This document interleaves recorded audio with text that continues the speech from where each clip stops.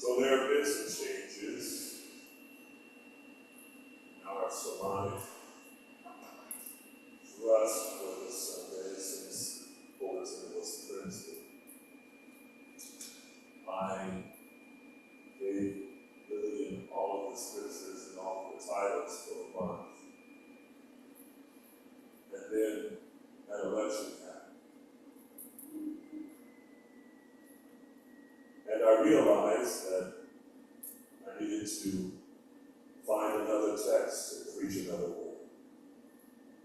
And I actually planned to use Psalm 62, something I had taught at the adult Bible study class a couple of weeks ago. But then I received an email indicating that the Reverend Dr. Melva Sampson, who is a theologian and homiletics professor at the Wake Forest School of Divinity, and has an every Sunday broadcast called Pink Road Chronicles. I really encourage you to check out Pink Road Chronicles. She preaches there every Sunday. So that you can be blessed by her ministry. She made a call out to African American pastors to come together and to build a collective center that we would all preach wherever we are in the U.S. and in other parts around the globe. So I registered and I joined with the folks yesterday. I think 140 registered and about 58 or 9 participated in the work. We all have a sermon that I'm going to share with you now. So the text for that sermon is from 1 Samuel. We're coming this morning from the Maroon Collective. From the text in the Hebrew Bible, 1 Samuel, chapter 8, verses 1 through 22. Come with me as we ponder and explore the Hebrew Bible text, 1 Samuel, from the prophets, chapter 8. Verses 1 through 22, and I'm reading today from the New Revised Standard Version of the Bible.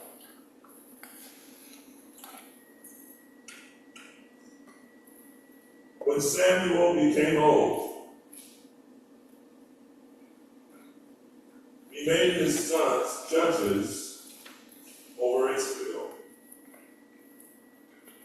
The name of his firstborn son was Joel, and the name of his second, Abijah.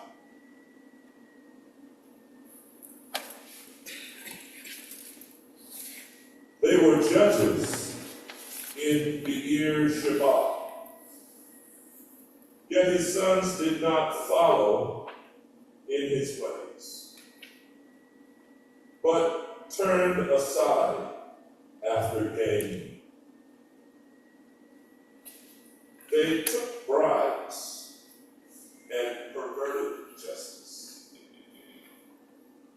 Then all the elders of Israel gathered together and came to Samuel at Ramah and said to him, "You are old, and your sons do not follow in your ways. Appoint for us then a king to govern us, like other nations." But the thing displeased Samuel when they said, "Give us a king to govern us." Samuel prayed to the Lord. And And the Lord said to Samuel, listen to the voice of the people in all that they say to you. For they have not rejected you, but they have rejected me from being king over them, just as they have done to me from the days I brought them up out of Egypt to this day, forsaking me and you. Now then listen to their voice only. You shall solemnly warn them and show them the ways of the king who shall reign over them. So Samuel reported all the words of the Lord to the people who were asking him for a king, who will reign for a king. He said, these will be the ways of the king who will reign over you. He will take your sons and appoint them to his chariots and to his horsemen, and to run before his chariot. And he will appoint for himself commanders of thousands and commanders of fifties, and some to plow the ground and to reap his harvest, and to make his implements of war and the equipment of his chariots. He will take your daughters to be perfumers and cooks and bakers. He will take the best of your fields and vineyards and olive orchards and give them to his courtiers. He will take 1/10 of your grain and of your vineyards and give it to his officers and his courtiers. He will take your male and female slaves and the best of your cattle and donkeys and put them to his work. He will take 1/10 of your flocks, and you shall be his slaves. And in that day you will cry out because of your king, whom you have chosen for yourselves. But the Lord will not answer you on that day. But the people refused to listen to the voice of Samuel. They said, no! But we are determined to have a king over us, so that we also may be like other nations,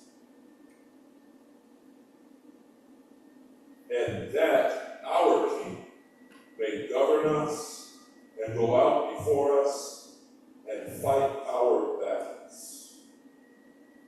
When Samuel had heard all the words of the people,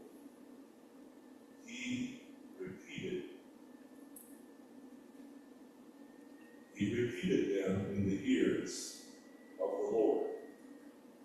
The Lord said to Samuel, listen to their voice and set a king over them. Samuel then said to the people of Israel, each of you return home. The word of the Lord.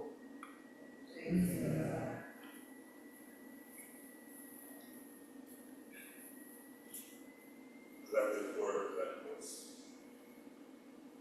built yesterday by myself and over 50 other African American and African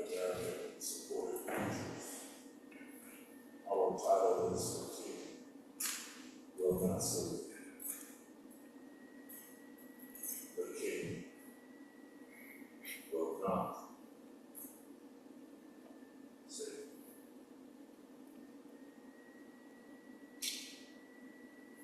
A song by the popular 70s R&B group, The Fifth Dimension. Everybody remember it?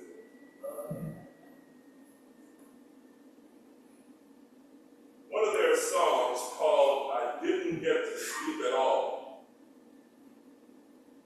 captured my feelings on the day after the election. The opening line says, "Last night, I didn't get to sleep at all." If you're like me, neither do you. Last night and every night thereafter, I didn't get to sleep at all because I was and I remain full of fear and anxiety for what will happen to my baby. I have been numb. I felt, frankly, I am mad as hell. I'm going to say it plain like I feel.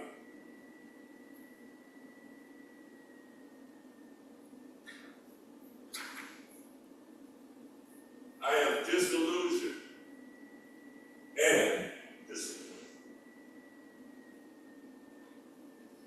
Where is the God of liberation at a time like this?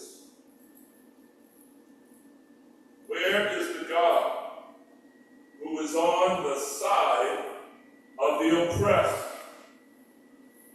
Because on Wednesday morning it appeared that only the King's God was on the main line. And so I am grieving and wrestling with a toxic theology, most visible in the performance of white Christian nationalism and extreme evangelicalism, sometimes done in blackface. For instance, those who purport that we should not fear because God is in control without providing sacred room and space for lament and asking God some hard questions. This is known as spiritual bypassing. It's where, as I wrote in my note to you yesterday, we feel uncomfortable with the pain that we are experiencing and the why and where is God questions, and we find ourselves slipping into praise instead of processing our spiritual bypassing.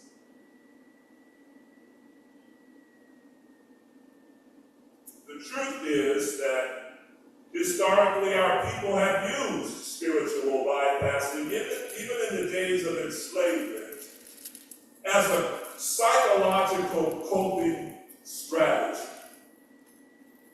to somehow get through the unbearable experiences that they were living through. I mean, our ancestors would look at our bare feet and say, "I got shoes."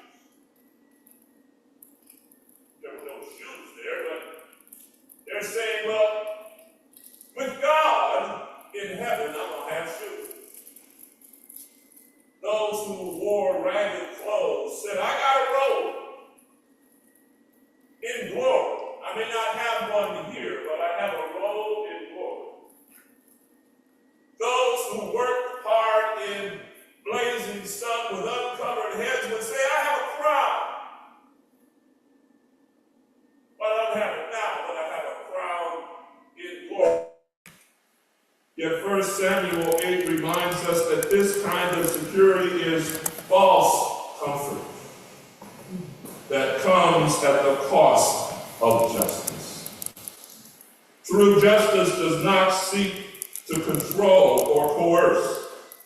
Instead, it empowers and liberates us to save ourselves, and therefore there is no need for a king.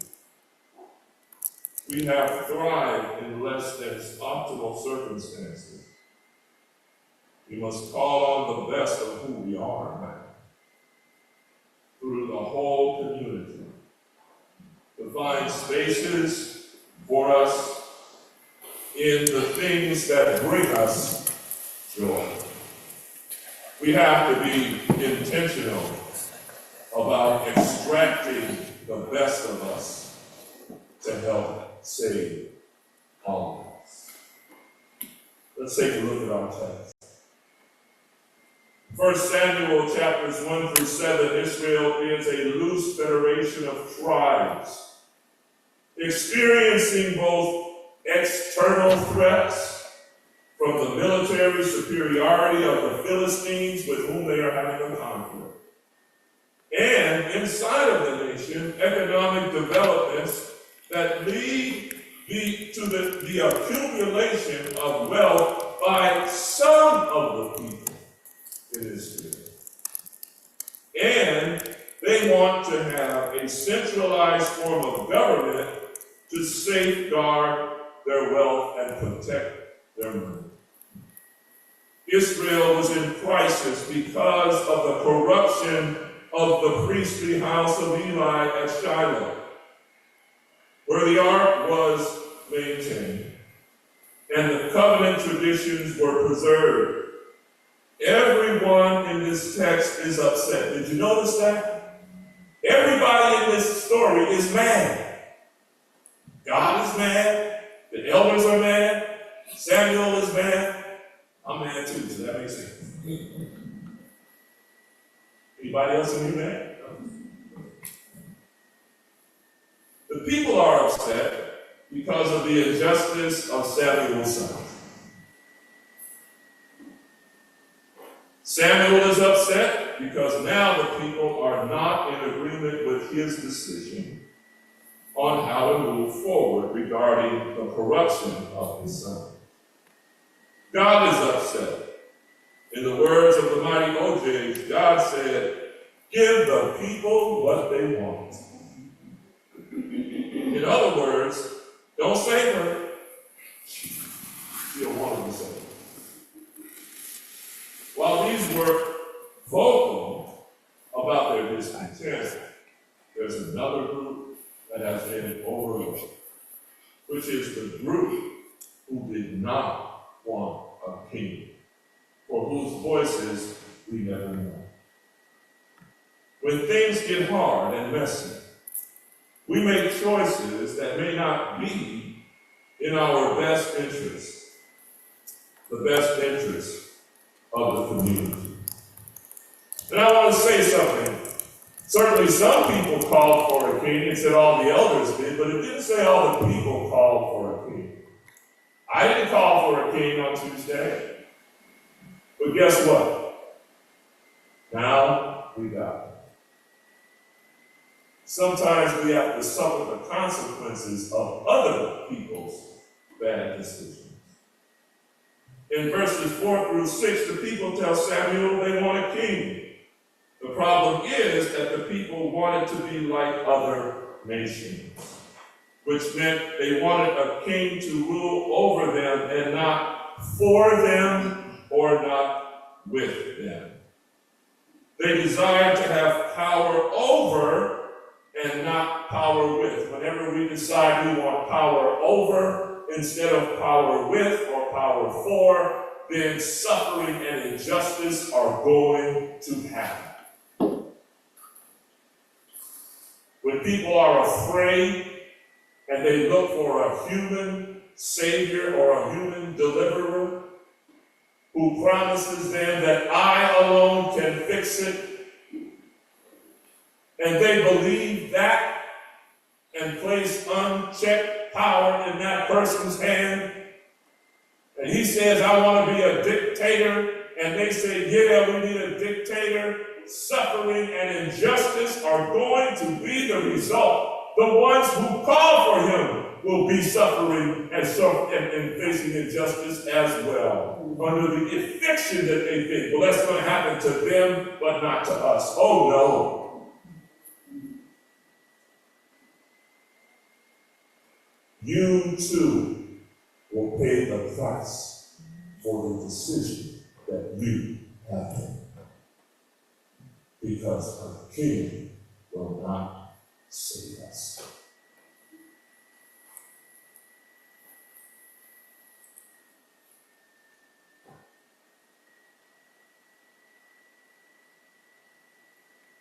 All right. 3 points, and we'll be all right. The first one.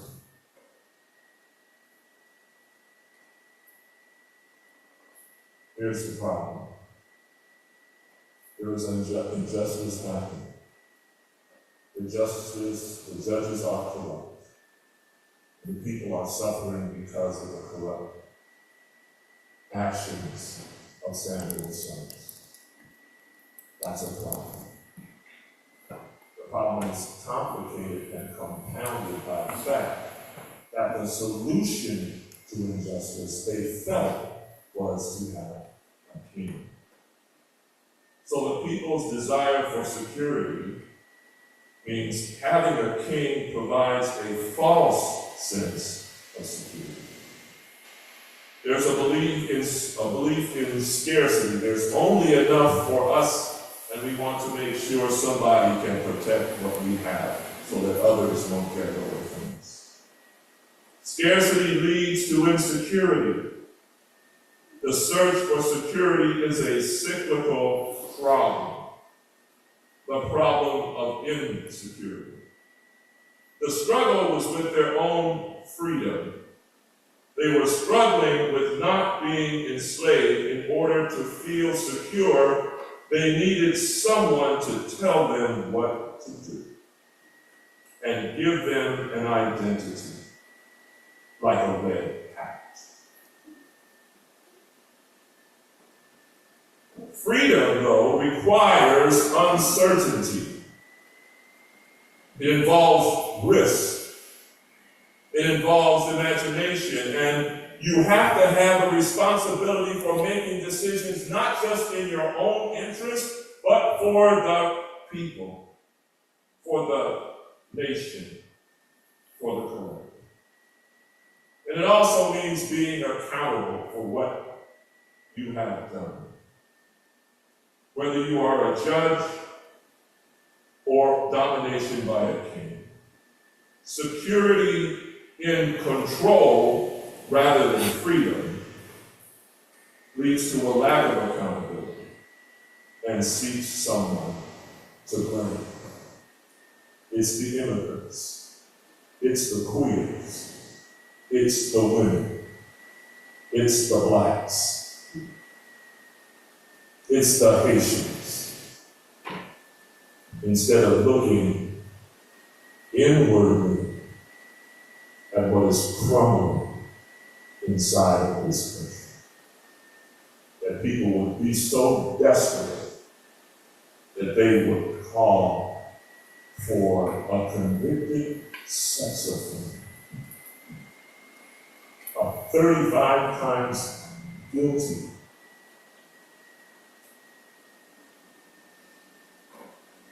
offender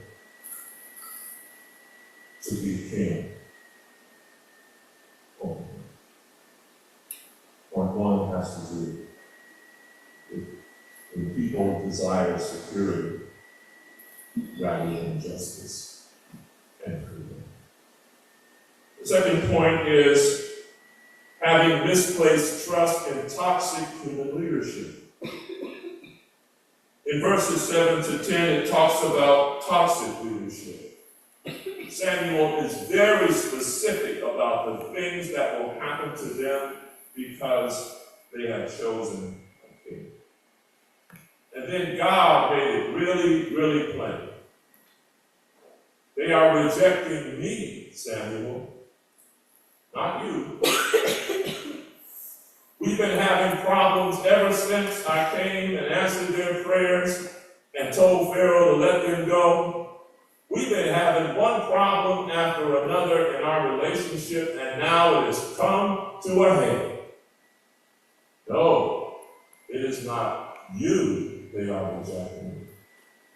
It is me. In the extreme right-wing evangelical world, where hundreds of thousands of people calling themselves disciples of Jesus are calling for Donald Trump to be their king, they're rejecting God. No saying, it is not you they are rejecting. It is me. Serving other gods. Who could those other gods be? Money, power, patriarchal rule, whiteness, status quo, heterosexism, whatever currency gives a perception of power is what people cling to in these kinds of circumstances, and what the people of history always believe in. Character defects of the king mean nothing. Malignant narcissism, pathological lying, misogyny. The king is a metaphor for going back to harmful practices. But there's a better way. The power of communal salvation and creative imagination. Creative imagination is a decolonized imagination. One where the value system is not given by an overlord or an empire, but by a God of justice, and the Christ who says he has been anointed to preach good news to the poor.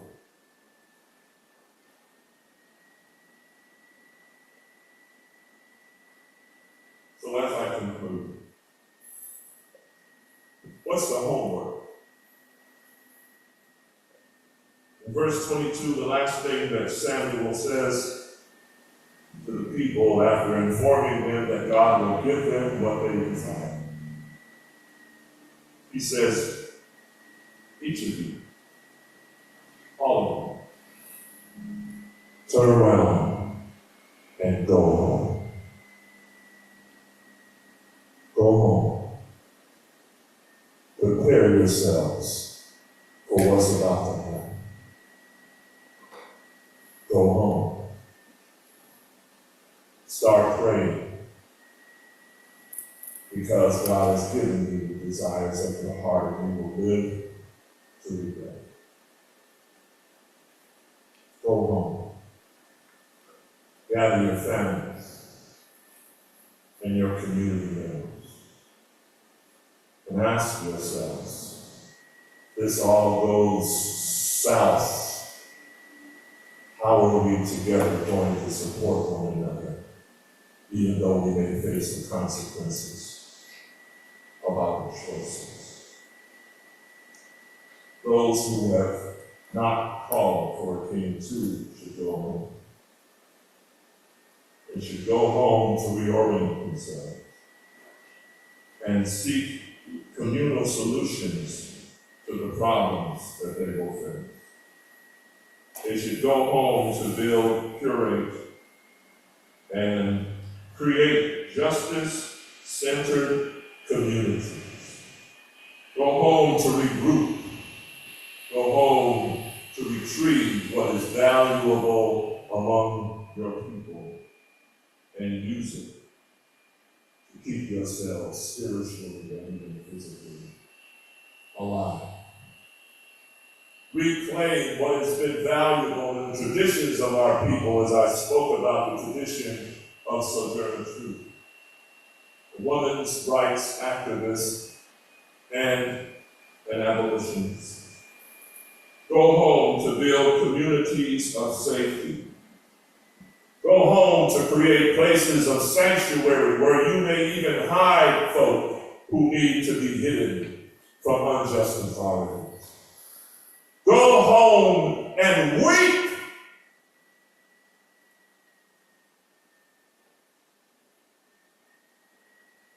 for the harm that will march across the land. Go home and build your sacred spaces, your churches, your sanctuaries, your synagogues, your mosques, your mosques, whatever is the place where your people ritually and spiritually gather to hear the voice of God and to move under the voice of God and not the voice of the king. Go home and build up those spaces so that injustice will not have the last word. They have chosen a king, but a king will not save us. This is the word of God for the people of God. Thanks be to God.